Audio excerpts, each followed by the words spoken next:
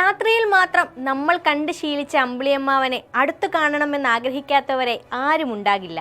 ഭൂമിയിൽ നിന്ന് മാത്രം നമ്മൾ കണ്ടിട്ടുള്ള ചന്ദ്രന് ആരും കണ്ടിട്ടില്ലാത്ത മറ്റൊരു മുഖം കൂടിയുണ്ട്. അതും ഒന്ന് കാണാൻ സാധിച്ചാലോ? അതെ, കഴിഞ്ഞ 56 വർഷമായി കൊണ്ടു നടന്ന സ്വപ്നമാണ് ഇപ്പോൾ യാഥാർത്ഥ്യമായിരിക്കുന്നത്. ആ ചരിത്ര നിമിഷം വന്നു ചേർന്നിരിക്കുകയാണ്. അവർ കണ്ടു ഇതുവരെ ആരും കാണാത്ത ചന്ദ്രന്റെ ആ മറുപുറം. ഒടുവിൽ ചന്ദ്രന്റെ ഒളിഞ്ഞിരുന്ന മറ്റൊരു മുഖം നേരിട്ട് കാണുന്ന മനുഷ്യരായി ആർട്ടിമിസ് 2 സംഘം മാറി.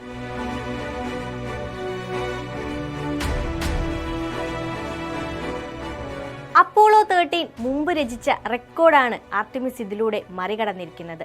അപ്പോളോ സംഘം സഞ്ചരിച്ചതിനേക്കാൾ 4102 മൈൽ അധിക ദൂരമാണ് ഓറിയോൺ പേടകം സഞ്ചരിച്ചത്.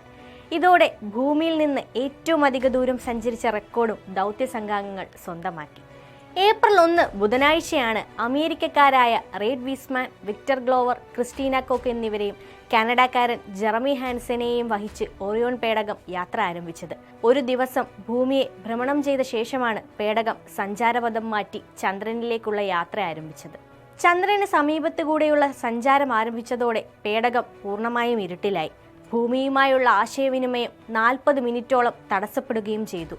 ചന്ദ്രൻ അടുത്തുകൂടെ 6 മണിക്കൂറാണ് പേടകം സഞ്ചരിച്ചത്. പുതിയതായി 2 ചന്ദ്രഗർത്തങ്ങൾ സംഘം നിരീക്ഷിക്കുകയും കൂടാതെ ചന്ദ്രന് പിന്നിലുള്ള അപൂർവമായ സൂര്യഗ്രഹണത്തിന് സാക്ഷ്യം വഹിക്കുകയും ചെയ്തു. ഭൂമിയിൽ നിന്ന് നോക്കുന്നതിനേക്കാൾ 4-5 മടങ്ങ് വലിപ്പമുള്ള ചന്ദ്രൻ എന്റെ മുന്നിൽ നിൽക്കുന്നു. ദൂരെ അമ്പിളിക്കല പോലെ ഭൂമിയും. ഇത് അപൂർവമായ കാഴ്ചയാണ്. റീഡ് വൈസ്മാൻ നാസയുമായി പങ്കുവച്ച സന്ദേശമാണിത്. ചന്ദ്രന്റെ ഗുരുത്വാകർഷണ വലയത്തിൽ പ്രവേശിക്കുക എന്നതായിരുന്നു ദൗത്യത്തിലെ വെല്ലുവിളി. ഇത് തന്നെയാണ് ഇവർ കൈവരിച്ച ചരിത്ര നേട്ടവും.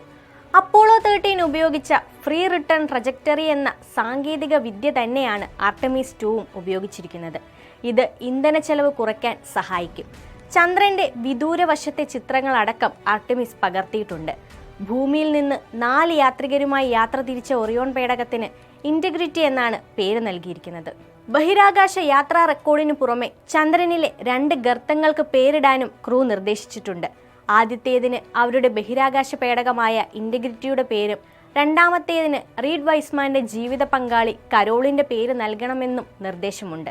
ക്യാൻസർ ബാധിച്ച് മരണപ്പെട്ട തന്റെ ഭാര്യയുടെ ഓർമ്മയ്ക്കായാണ് പേര് നൽകണമെന്ന നിർദ്ദേശം. പുത്തൻ നാഴികക്കല്ലുകൾ സ്വന്തം പേരിൽ എഴുതി ചേർത്ത് ദൗത്യസംഘം മടങ്ങുമ്പോൾ വരും വർഷങ്ങളിൽ നടക്കാൻ പോകുന്ന ആർട്ടിമിസ് 3, ആർട്ടിമിസ് 4 ദൗത്യങ്ങൾക്കുള്ള കളം കൂടിയാണ് ഒരുങ്ങുന്നത്.